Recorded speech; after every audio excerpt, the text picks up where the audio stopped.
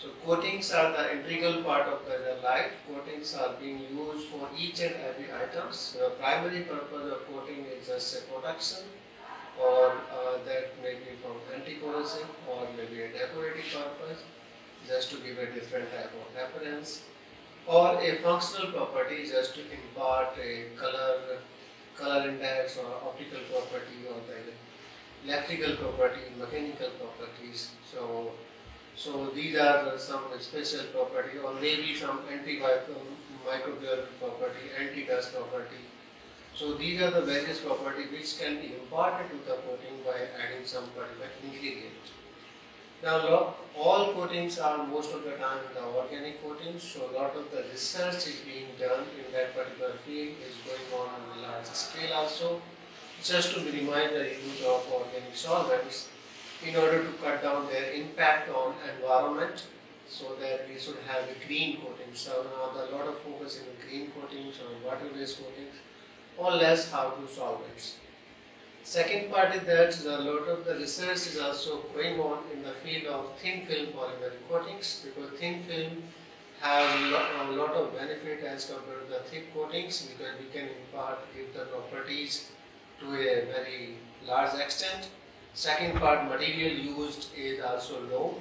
They have excellent properties.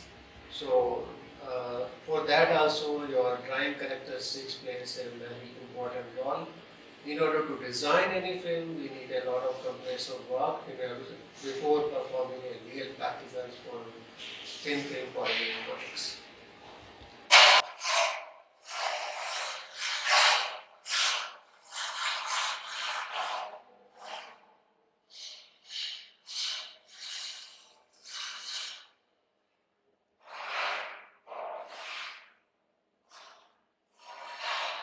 So in thin film polymeric coatings, and we do a thermal stability analysis of the film. So here we have a DSC analyzer.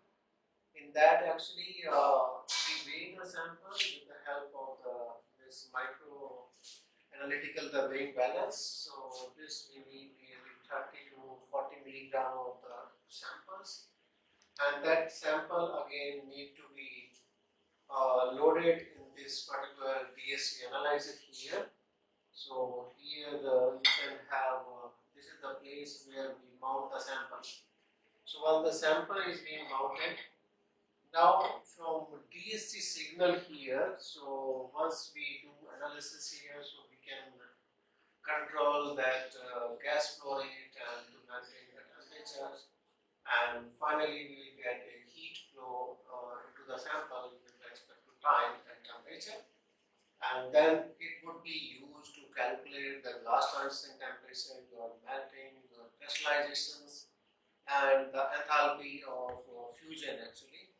So this way you can find the stability of a given sample. So maybe it is a polymer sample or a sample or any samples, and this DSC analyzer can study the sample up to 700 degrees Celsius, from the sub-ambient to 700 from minus 70 degrees Celsius.